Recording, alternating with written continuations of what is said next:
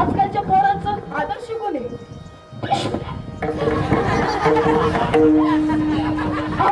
झुकेगा नाही साला म्हणून पुष्पाला तुम्ही आदर्श मानता, पण मर्दाच्या शेवटच्या श्वासापर्यंत मी माझा धर्म सोडला नाही.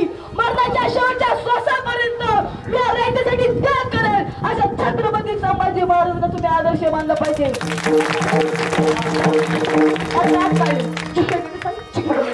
याला कुठं अर्थ आहे का? खरा अर्थ आपला भगवंतामध्ये असला पाहिजे. आयुष्य कशासाठी जगलं पाहिजे? मला त्या भगवंताने जन्म दिलाय ना, त्या भगवंताला आनंद वाटू द्या. मी हे बघता, हे देवा, मी तू मला जन्म दिलाय ना, मी तुझं नामस्मरण करणार करणार आणि करणार, तुला आनंद वाटून देणार. ह्याचा आपल्या जन्माची सार्थकता आहे. म्हणजे ज्यावर मालिका राज्य असतात त्या समजा चुकल्या तर ती दुपारच्या दाखवत्या. तुम्ही त्या मालिकेचा त्याग केला. सुख म्हणजे नक्की काय असतं ती मालिका बघण्यापेक्षा वारीचं सुख काय असतं त्यासाठी कीर्तन कशाला सासू सासऱ्यांचा छळ करता? कशाला आपल्या पतीची अवहेलना करता? तुम्हाला खोटं वाटतंय ना? तुम्हाला आज गुरु पुराणच वाचून काय आहे? काय आहे? काय आता फक्त तुम्ही यातलं काहीतरी ऐकाल. Page number 210. पेज पण सांगितलं पाहिजे, पुरावा पाहिजे ना. Page number 210. आपले माता पिता भावंडे व गुरु यांचा द्वेष करणारा गर्भातच नष्ट होतो. ही तुम्हाला काय कळत नाही ती जाऊ. दुसरा सगळ्यात महत्वाचा टॉपिक आहे. दुसरा टॉपिक सासू. आत्याबाई सासू आणि सासऱ्याशी भांडणारी स्त्री गुचिड होते. गुचिड खोटं वाटते? कोणाला शंका येऊन? म्हणजे जे आपल्या पतिदेवाची आज्ञा ऐकत नाही, आपल्या पतिदेवांना जी स्त्री उलट बोलती ती त्यासाठी होती. त्यामुळे आता गुरु पुराण बास.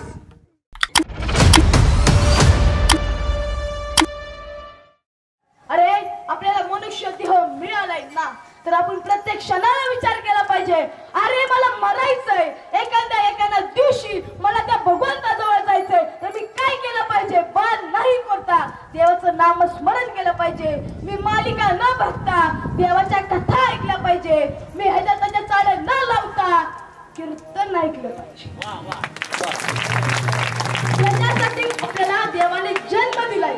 आपण काही वेळ कीर्तनात तुम्ही वेळ देत नाही, देवाचं नामस्मरण करत नाही, आषाढी एकादश धरत नाही, तर तुमचा तोटा खूप आहे.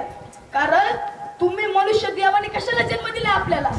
देव म्हणतो ह्याला मी जन्म दिला तो माझं नामस्मरण करेल आणि 84 लाख शिवणीचा फेरा चुकवेल. मग तुम्ही ते विसरून गेलाय. तुमच्या मला तेवढंच, मला एवढी प्रॉपर्टी कमायची, एवढा मोठा बांगला बांधायचा, इतकी एकर जमीन घ्यायची, फॉन्टेन मध्ये 2 फ्लॅट घ्यायच्यात, माझ्या लेकराबाळाचं लग्न करायचंय, पुरीला शिकवायचंय. तुम्ही कधी काय करायचं? तुम्ही कधी देवाचं नामस्मरण करायचं? तुम्ही कधी स्वतःसाठी वेळ काढणार? तर तो वेळ म्हणजे हरिजागर कीर्तनाचा असतो. कारण कीर्तनात येणं म्हणजे काय? कीर्तनात येणं म्हणजे भगवंतापाशी येणं. कारण देव ज्यावेळेस नारद महर्षी विष्णुदेवांना म्हणतात, विष्णुदेव भगवंता तुम्ही कुठे असता? त्यावरती ते म्हणतात, एक वेळ मी योग्यांच्या अवस्थेत नसत, पण जिथं कीर्तन चाललंय तिथं मी असत. त्यामुळे आपल्या भगवंत संत सारे जण कीर्तनात असतात आणि त्यांना स्पर्श होणारी हवा आपल्याला येते. हे आपलं भाग्य आहे. आणि त्या भाग्याचा उदय करण्यासाठी देवाचं नामस्मरण करणं गरजेचं आहे. आणि प्रत्येक क्षणाला विचार केला पाहिजे, अरे मी जर कायमचा राहायला नाही आलो, आपण एखाद्या पाहुण्याच्या घरी गेलो, आपण काय बोलतो 1-2 दिवसानंतर मग जाणार. तसंच हे आपल्या पाहुण्यांचं घर आहे, हे मृत्यू लोकांचं घर आहे. आपल्या इथं काहीच नाही. आपण जन्माला आलोय ना, तर आपल्याला एका दिवशी इथून जायचंय. पण जाताना काय बरं झालं गेला असं म्हणून जाण्यापेक्षा कशाला गेला असं म्हणून जा. हाच तुमच्या आयुष्याची सार्थकता आहे. तुम्ही जन्माला का आलाय? तुकोबरात तेच सांगतात, तुम्ही जन्माला येऊन देवाचे नामस्मरण करा आणि मी एक दिवस ह्या क्षणात पुढच्या क्षणात मी देवाच्या घरी जाणार आहे. आणि दुसऱ्या जन्मात काय सांगतात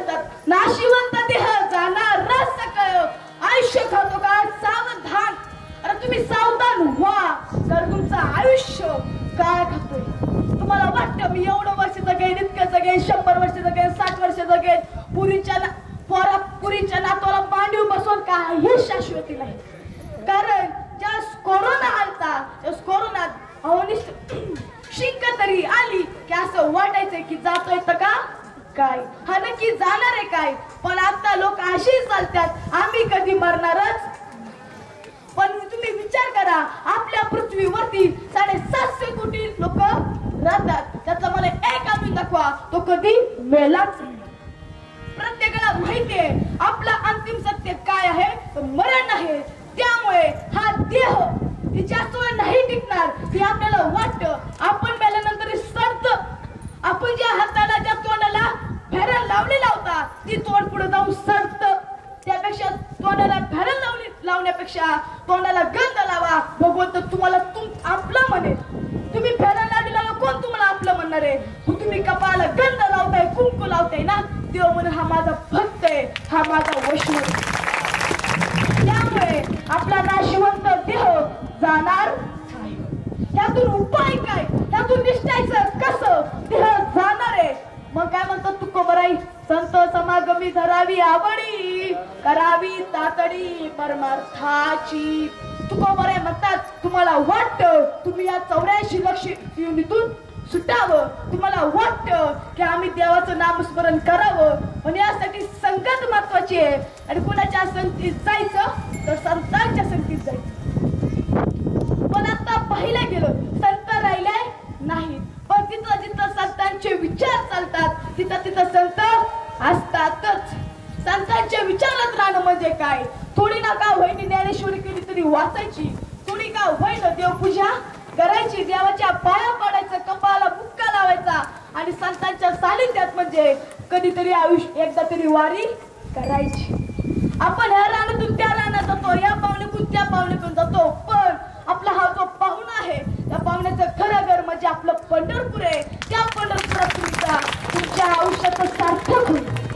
तुम्ही ह्याच्या त्याच्या घरी जाता तुम्हाला कोण विचारत नाही. पण जेव्हा तुम्ही भगवंताला शरण जाता त्याच भगवान म्हणतो मीच ऐकू, ह्याला मीच चालणार आहे, ह्याला मीच जगवणार आहे आणि ह्याचं मीच कल्याण करणार आहे.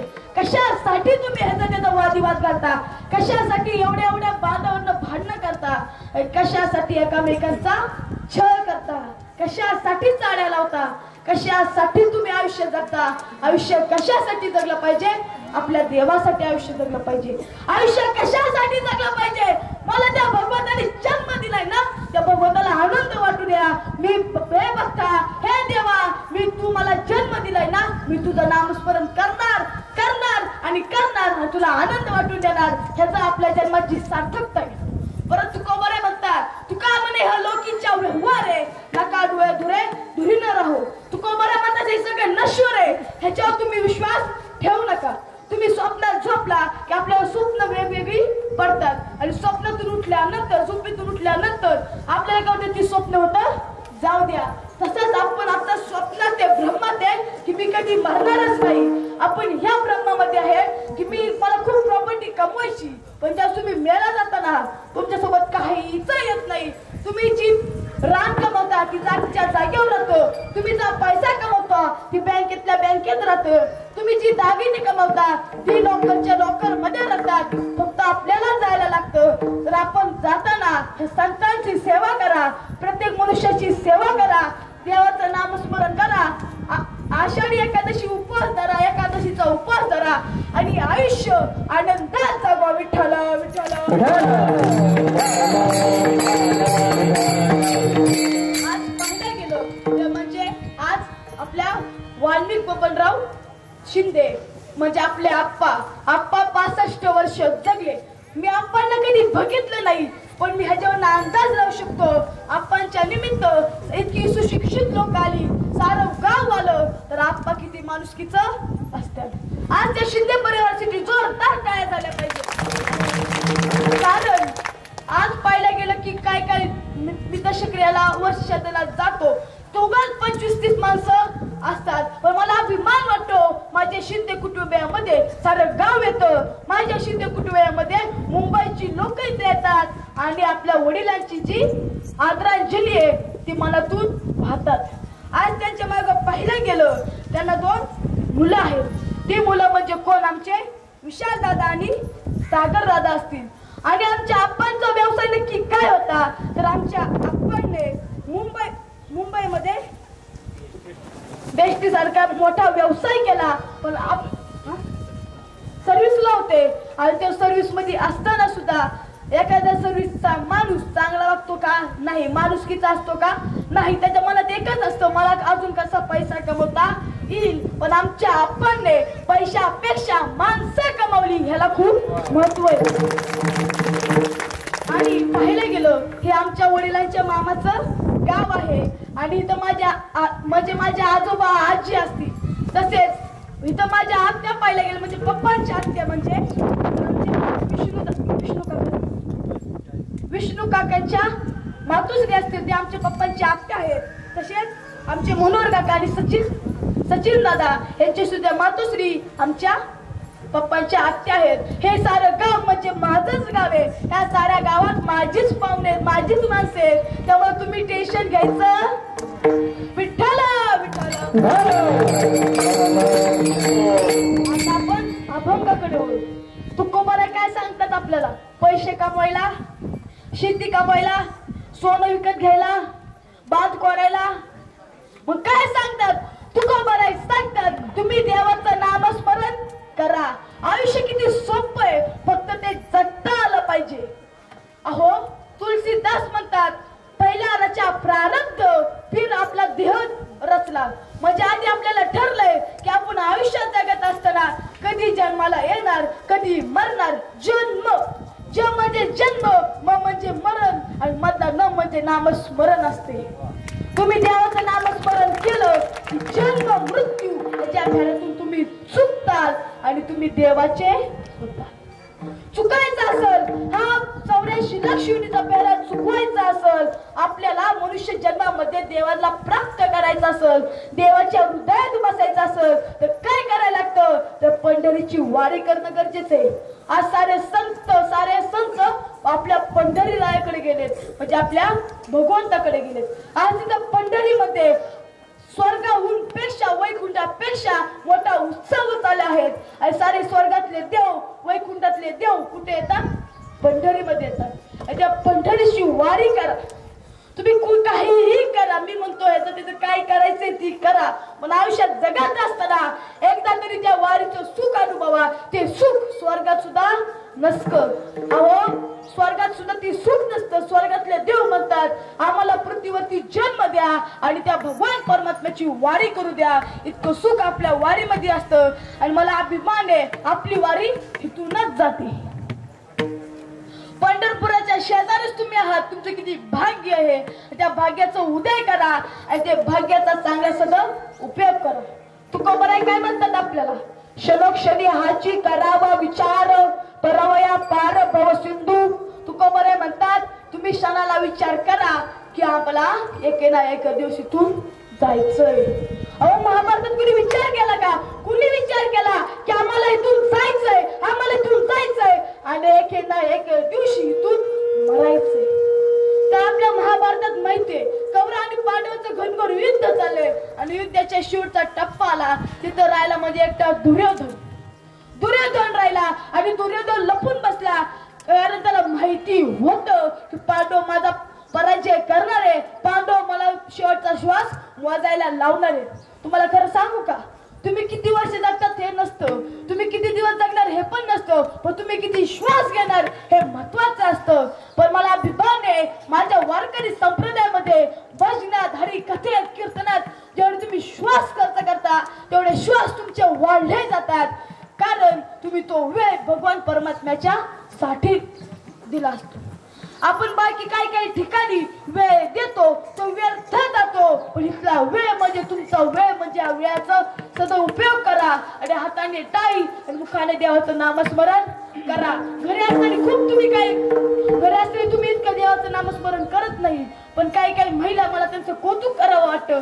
त्या महिला माता माऊली स्वयंपाक करताना देवाचं भजन ऐकतात, स्वयंपाक करताना देवाचं कीर्तन ऐकतात. तुम्हाला खरं सांगू का? तुम्हाला खरं सांगतो स्वयंपाक करताना जे देवाचं नामस्मरण करतात त्या भाजीत भाकरीत देवाचा महाप्रसाद म्हणून उतरला जातो. तुम्ही जेवणाच्या आधी तुम्ही जेवण साधन देवाचं जेवण असतं, पण जेवणाच्या आधी तुम्ही देवाचं नामस्मरण केलं ते महाप्रसाद होतं. त्यामुळे नुसतं जेवायचंय का महाप्रसाद खायचाय हे तुमच्या हातात आहे. आणि दुर्योधनाचं घनघोर युद्ध चालले, युद्ध चाललं, दुर्योधन वरती आला आणि दुर्योधनाची आणि भीमाचं युद्ध चालले. तुम्हाला सांगतो, एका मातेचं आपल्या मुलाबद्दल किती प्रेम असतं. आपल्या त्या दुर्योधनाची माता म्हणजे गांधारी, तिला माहित होतं आपले 99 मुलं इथून गेलेले आहेत. आपला कर्ण गेला, आपले द्रोणाचार्य गेले, आपले भीष्म गेले, फक्त आपला दुर्योधन राहिलाय. तो पण आता जाईल. म्हणून दुर्योधनाला निर्वस्त्रपणे कुठे बोलावलं? गांधारी मातेच्या शिबिरामध्ये. तुम्हाला खरं सांगू का, ती गांधारी म्हणजे इतकी प्रतिव्रता होती. तिने आपल्या पतीसाठी इतका त्याग केला. तिला समजलं की माझे पती अंधाय आहेत, म्हणजे धृतराष्ट्र माझे पती अंधाय आहेत, म्हणून मी हा जग पाहणार. आताची करतात का? आपल्या पतीसाठी डोळ्यापट्टी बांधतात का? अंधाय होतात का? हे पण त्या गांधारी मातेने आपल्या पतीसाठी आज जन्म डोळ्याची पट्टी बांधली आणि म्हणली माझे पती हे जग बघू शकत नाही ना, मी पण हे जग बघायचा मला अधिकार नाही. अशी पतिव्रता आपल्याच भारतात, आपल्याच अहिल्या माता आपल्याच भारतात, सीता माता आपल्याच भारतात.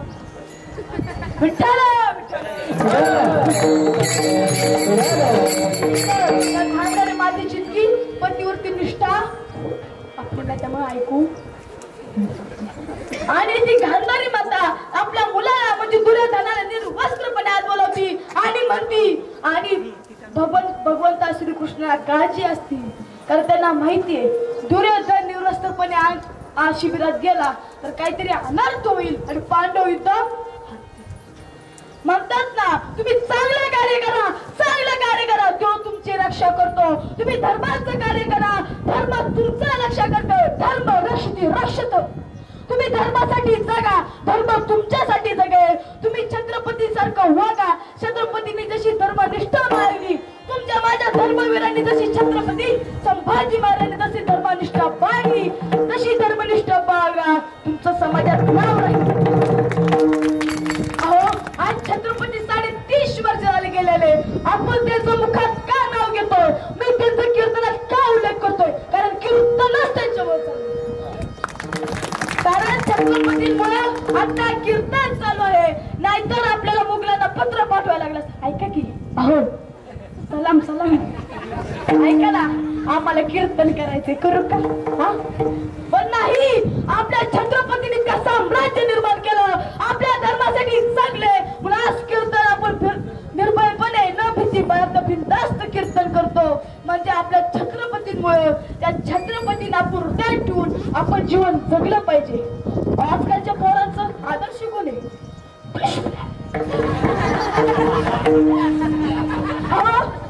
नाही सारा म्हणून पुष्पाला तुम्ही आदर्श मानता, पण मरणाच्या शेवटच्या श्वासापर्यंत मी माझा धर्म सोडला नाही. मरणाच्या शेवटच्या श्वासापर्यंत मी राष्ट्रासाठी त्याग करेल. अशा छत्रपती संभाजी महाराजांना तुम्ही आदर्श मानलं पाहिजे.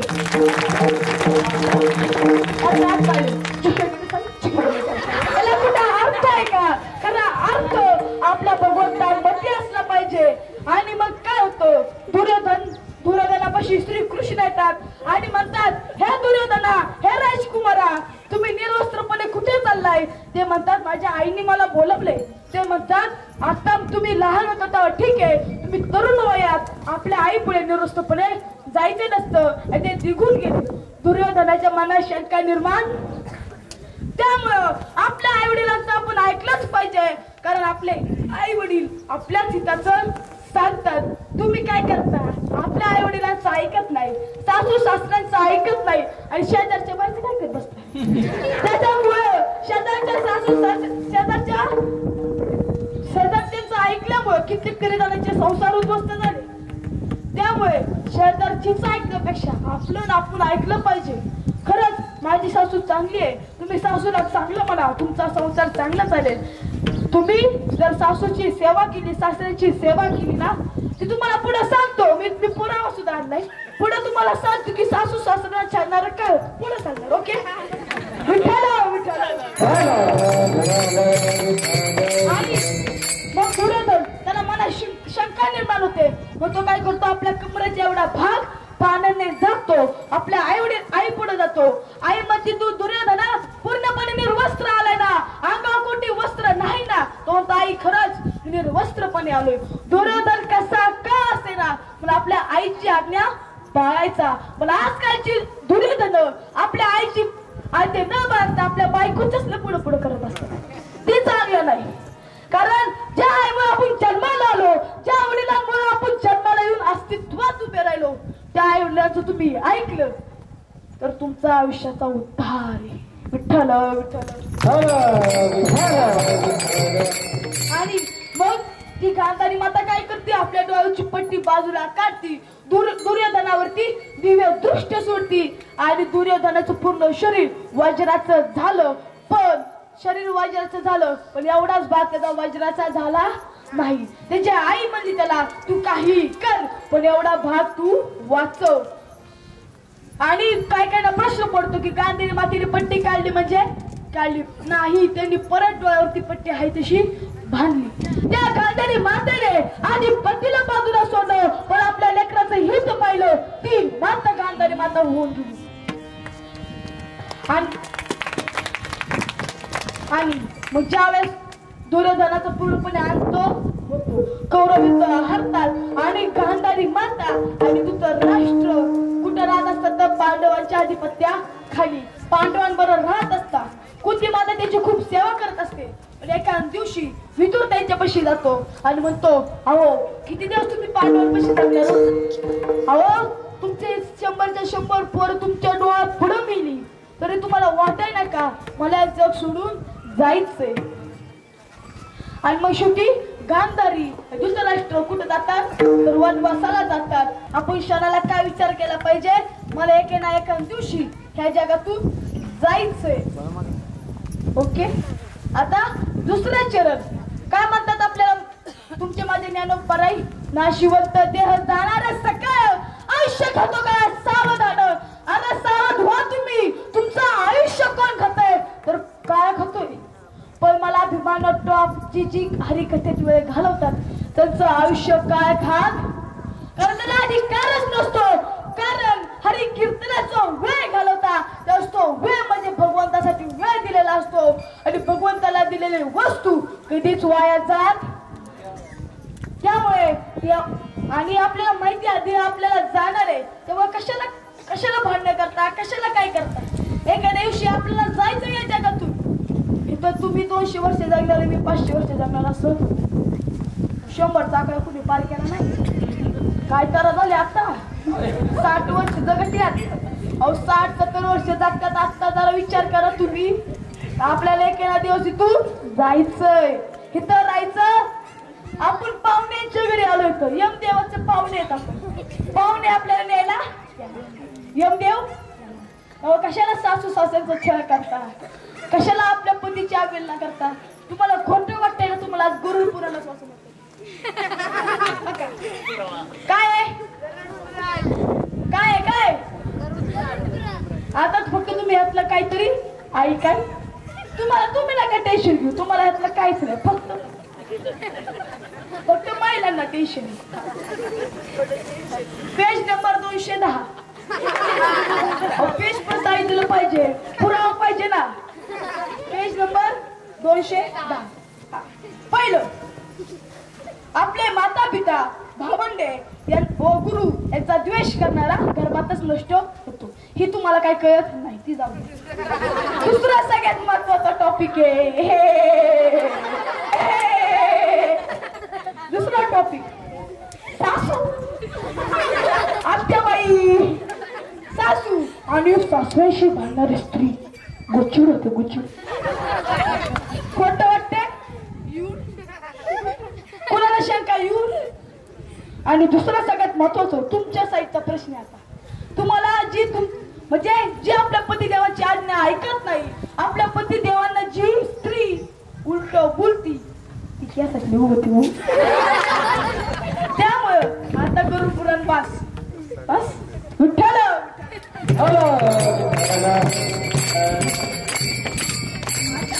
आता तुमच्यासाठी गरुड पुराण पण वाचले. आता कसं आयुष्य जगायचं कळ.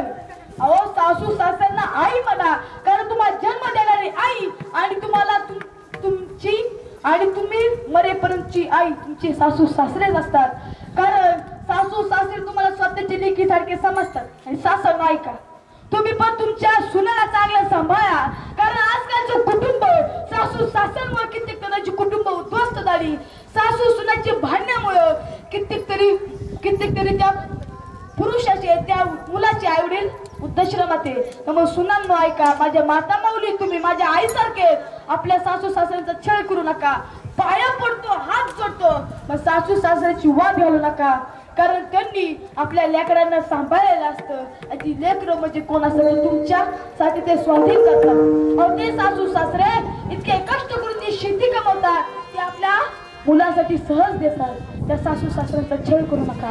आणि सासा सासरून ऐका, सासांनो ऐका, सासऱ्यांनो ऐका, त्या सुनांचा कधी छळ करू नका, कारण ते आपल्या आईला सोडून आलेले असतात, आपल्या वडिलांना सोडून आलेले असतात. त्या सुनांचा कधी छळ करू नका. तुमचं आयुष्य सुखात, तुमचा जो संसार आहे तुमचा संसार असाच, तुम्हाला 2 घास आनंदाचे खाता येतील. आता आजकाल पाहिलं गेलं, सासूचं वेगळं घर आणि सुनाचं वेगळं घर. त्या मुलाला टेश येते, जायचं कुठे? त्या मुलाचा तरी जरा विचार करा. तुमची भांडणं बाजूला राहू द्या, पण त्या मुलाने नक्की ऐकायचं कुठं? एकी साईडला माझी बायको आहे, एका साईडला माझी माता पिता आहे. तो पूर्णपणे गोंधळून जातो. त्यामुळे काय पती आत्महत्या. त्यामुळे आपल्या सासू सासूंचा छळ करू नका, आपल्या सुनांचा छळ करू नका. आयुष्य सुखात जगा. आता पाहिला गेलो काय परिस्थिती झाली भारतात. आपला भारत देश मातृपितृदेव म्हणून सगळ्या जगाला उलटून सांगत होता. आपला भारत देश म्हणजे आपल्या माता पिताला देव मानणारा आपला भारत देश आहे. आणि त्या भारत देशात सगळ्यात जास्त वृद्धाश्रम आहेत. वाईट वाटतो अमेरिकेत इतकी वृद्धाश्रम येत नाही तितकी आपलं माझ्या भारतात आहे. वाईट वाटतं. अहो आपला भारत म्हणजे विश्वगुरु आहे, आपला भारत म्हणजे भारत माता आहे. आणि त्याच भारत मातामध्ये सगळ्यात जास्त वृद्धाश्रम आहे, अनाथ आश्रम. अहो आपल्या वडिलांचं कष्ट जाणार, कारण या जगामध्ये आपल्या लेकीचा लाड करणारा एक बघ म्हणजे बापला बाप असतो. मी आज माझ्या वडिलांमुळे कीर्तन करू शकलो, कारण वडिलांनी माझा त्याग केला. आणि वडील म्हणले, बा तू माझ्यापासून वेगळा राहिला तरी चालेल, पण तू या समाजाचं हित कर. पाहायला गेलं आपल्या वसुदेवांना माहीत असेल कोण? भगवान श्रीकृष्णांचे वडील. त्यांनी आपल्या हाताने आपल्या मुलाला देऊन गेले, पण का? या समाजाचं हित होईल. ते वडील किती त्याग करतात आहो तुम्हाला माहिती का? खरं सांगू का? आपल्या वडिलांचा पाठ काटा मोडला, ते काय विचार करतात? अरे माझा बाळ शिकला ना, माझा मुलगा शिकला ना, माझी मुलगी शिकली ना, तर मला चांगली ब्रँडेड चप्पल घेऊन देईल, चांगला बूट घेऊन देईल. आता ती शाळेत आहे, तिला शिकायला पैसे जाऊ द्या, पैसे जाऊ द्या. मी 1-2 महिने 4 महिने कपडे नंतर घेईल, पण माझ्या लेकाला लेकीला चांगले कपडे घालू द्या. हे आपल्या वडिलांचं आपलं प्रेम असतं. ती प्रेम या जगात कुणापासूनच मिळत नाही. निस्वार्थ प्रेम ज्याला म्हणतात. अहो भगवंताने का अवतार घेतले? समाजाचं हित करायचं मान्य, पण आपल्या आई वडिलांचं प्रेम मिळावं. अहो आपल्या प्रभू श्री रामांनी 14 वर्ष वनवास आपल्या आई वडिलांकरिता भोगला. आजकालचे लेकरं, आजकालचे राम तुमच्यासारखे आई वडिलांनाच वनवासाला पाठवतात. आजकालची माणसं, आजकालची लेकरं, आजकालची पोरं आपल्या आई वडिलांना असं सोडून देतात. अहो ज्या आई वडिलांमुळे तुमचं माझं अस्तित्व आहे, ज्या आई वडिलांनी कृपा केली, ज्या आई वडिलांनी कष्ट करून तुम्हाला सांभाळ. अहो देवासाठी जगू नका, एक पाहुण्यासाठी जगू नका, एक बायकोसाठी जगू नका, पण आपल्या आई वडिलांसाठी तरी जगा. आई वडिलांसाठी तरी जागावं. या जगात तुम्हाला कोणच आपलं म्हणत नाही. तुम्ही एक गुन्हा केला, तुम्हाला जेलमध्ये जायला लागतं, पण आई वडिलांकडे तुम्ही कित्येक गुन्हे करा, कित्येक आई वडील मोकळे मनाने माफ करणार. अरे आज जाऊ दे, बारीक आहे, आज असं जर मोठा होईल तसं त्याला कळेल. खरं पाहायला गेलं आमच्या माता माऊलीचं खूप अवघड आहे. त्यांनी आपल्या वडिलांना सहज सोडून आल्या आपल्या नवऱ्यासाठी, आपल्या सासू सासऱ्यांसाठी. त्या सासूंनी आपल्या सुनाला कधी ठेवू नका. तर ती सून म्हणजे आपल्या वडिलांना त्यागून आलेले असते. जे वडील तिला स्वतः 10 रुपये तर काही खात नाही, पण 10 रुपयाची कॅडबरी आपल्या लेकीसाठी घेऊन जातात. त्या वडिलांचा त्याग करून आलेले. तर हात जोडून विनंती, सासूंनी आपल्या सुनाला ठेवू नका. हात जोडून विनंती, आपल्या सुनांनी सुद्धा सासूला काही म्हणू नका. तर त्या सासूंनी सारं जमीन, कायदा, सारी प्रॉपर्टी तुमच्यासाठी बहाल केलेली असते. अहो, त्या वडिलांचं कष्ट जाणं मला वाईट वाटतं. काही ठिकाणी, पुण्यासारख्या ठिकाणी, मोठ्यासारख्या शहरांमध्ये सोनीला 1000 रुपये दिले नाही म्हणून वडिलांच्या डोक्यात खोरं घातलं. आपला तोच भारत देशाचा विचार करा. 1000 रुपये आणि आपल्या वडिलांच्या डोक्यात खोरं. विचार करा ना. हे तुम्ही तुमच्या वडिलांना वाईट बोलता, माघारी बोलता, किती त्यांचा अंत करून दुखवून येत असेल. तुम्ही वडिलांना बनवता, तू माझ्यासाठी काय कमवलं, तुम्ही माझ्यासाठी काय कमवलं, मला तुम्ही गाडी घेऊन दिली ना, बुलेट घेऊन दिली नाही. त्या वडिलांना काम करण्याची इच्छा होईल का? तो वडील दिवसभर काम करतो, घरी आल्यावरती शेतात काम करतो, गायचं शेण काढतो आणि काय बोलतो माहिती का, माझी लेक बाळ शिकली ना तर मला सुखात. अख्ख्याला सांगतो, माझी लेक शिकली ना, मी काहीच करणार नाही, पण ती लेकी बरं गाडीत बसत, त्या लाल दिवच्या गाडीत फिरत. आजकालच्या लेका, आजकालच्या लेकी बिंदास पळून जाते. तू किती घटना आहेत, मुली बिंदास पळून जातात. अहो, ज्या वडील चौकात बांधून उंच करून अशी जायची ना, ती पुढील मान खाली घालून जातात. मान खाली घालून जातात का? ते गिरी पळून येते. लोक काय म्हणतात की लेरो पळून काय संस्कार केले. त्यामुळे मुलगी पळून गेली, वडिलांचा दोष नसतो, सगळ्यात जास्त दोष म्हणजे त्या आईचा असतो. कारण त्या आईला सगळं माहीत असतं आपल्या लेकीचं नक्की काय चाललंय. त्यामुळं जेवढं शक्य होईल तेवढं कठोरपणे आपल्या आईवडिलांनी आपल्या लेकींना सांभाळा. अहो, जेवलं नाही म्हणून मोबाईल द्यायला ती परिस्थिती आपल्या भारताची आहे का? तुम्ही विचार करा. आपल्या भारतामध्ये श्री कृष्ण होऊन गेले, प्रभू श्री राम होऊन गेले, आणि तोच भारत देश आज सगळ्यात खालच्या स्तरावर गेला. त्याच भारत देशामध्ये आई वडिलांना आळंदीमध्ये सोडून जातात, आई वडिलांना पंढरपूरमध्ये सोडून जातात, काशीमध्ये असंच सोडून जातात. अहो, कशी इच्छा निर्माण होती त्यांची आपल्या आई वडिलांना सोडून द्यायची. जे आई वडील सरकारी गोळी खात्यात, सरकारची गोळी खात्यात, सरकारच्या दवाखान्यातली, स्वतः अंगावर आजार खात्यात, तुम्हाला सत्ता कणी आली ना लगेच तालुक्यातल्या मोठ्या दवाखान्याला घेऊन जातात. त्याच आई वडिलांना घरातून बाहेर काढायचं, त्याच वडिलांना तुम्ही आरुत्र बोलायचं. विचार करा, आयुष्य सुखात घालवा, आई वडिलांची सेवा करा, आई वडिलांच्या रोज पाया पडा आणि आयुष्य सुखात घालवा. भगवंत म्हणतच नाही तुम्ही माझ्यासाठी आई वडिलांना त्यागून या, तुम्ही माझ्यासाठी संसार सोडून द्या. फक्त म्हणतो जेवढी माझी सेवा करताय ती एक वेळ करू नका, पण तुमच्या घरातल्या 4 धामातल्या देवांना सेवा करा. कारण या जगात सगळ्यात मोठं देव म्हणजे आपले आई वडील आहेत. या जगामध्ये या पृथ्वीमध्ये, साऱ्या ब्रह्मांडामध्ये सर्वात उंच ठिकाणी कोण आहेत? आई वडील आणि गुरु. आपल्या आयुष्यात एकदा तरी गुरु करा आणि आपल्या आयुष्यात वडिलांना मान द्या. आपल्या वडिलांची मान उंच चालली पाहिजे, हेच आपल्या जन्माचं सार्थक आहे. मला असं वाटतं माझ्या आयुष्याचं सार्थक झालं, कारण आज माझ्यामुळे माझे वडील मान उंच करून चालतात की मी कीर्तनकाराचा बाप आहे म्हणून तुम्ही आयुष्यात कमवतो. तिसऱ्या जनात काय सांगतात आपल्याला? संत समागमी धरावी आवडी, करावी तातडी परमार्थाची. किती वेळ तुम्ही संसारासाठी गाढवासारखी ओझी वाहणार. तुकोबाराय का म्हणतात, जी लोक आपल्या संसाराची ओझी वाहतात त्यांना तुकोबाराय गाढव म्हणतात. त्यामुळे तुम्ही संसार करा, पण त्यातल्या त्यात संसारात देवाचं नामस्मरण करा, तो आपला परमार्थ होईल. आई वडिलांची सेवा करा, देवाचं नाव घ्या, दान करा आणि कधीतरी देवाचं वारीला जा. असंच आपलं सोप्या भाषेत असंच आयुष्य असतं. आणि एकादश धरा. तुम्हाला 5 मिनिटात मी एकादश का चालवलेली, कशी चालवलेली ती तुम्हाला सांगतो. एकदा काय झालं, एक मोठा राजा होता. त्या राजाचं नाव होतं अंबरीश सारखा मोठा एक राजा होता. आणि तो राजा, त्या राजाच्या द्वारी स्वर्गातले देव फुलं न्यायला यायची. कारण त्या फुलामध्ये तो राजा इतका सात्विक होता. नेहमी देवाचं नामस्मरण करताना त्याच्या महालात नुसतं देवाचं नाव यायचं. त्यामुळे त्या फुलामध्ये सुद्धा देवाचा भाव उतरला होता. स्वर्गातले देव यायचे, आपल्या पुष्पक विमानामध्ये ते फुलं भरायचे आणि घेऊन जायचे. फुलं थोडीफार ठेवायचे, त्या राजाला पण देवाची पूजा करायला फुलं लावायची.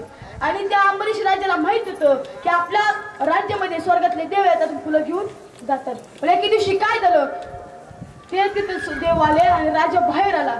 त्यांना काय वाटलं, राजा आपल्याला काहीतरी म्हणेल म्हणून ते पुष्पक विमान चालू करून निघायला जाणार की ते पुष्पक विमानच चालू होत नव्हतं, ते उडतच नव्हतं. मग अंबरीश राजा त्यांच्यापाशी जातो, त्यांना त्यांचे चरण स्पर्श करतो, त्यांना त्यांचा असं मान वाकून त्यांना अभिवादन करतो. आता काल कोण कुणाला कशी वाकत नाही, तुम्ही वाका, कारण तुम्ही आता वाकला तुमचा सगळा संसार चांगला जाईल, तुमचा व्यवसाय चांगला चालेल, तुमची नोकरी चांगली चालेल आणि तुम्ही माणुसकी बाज म्हणून माणूस जगात जन्मत आला.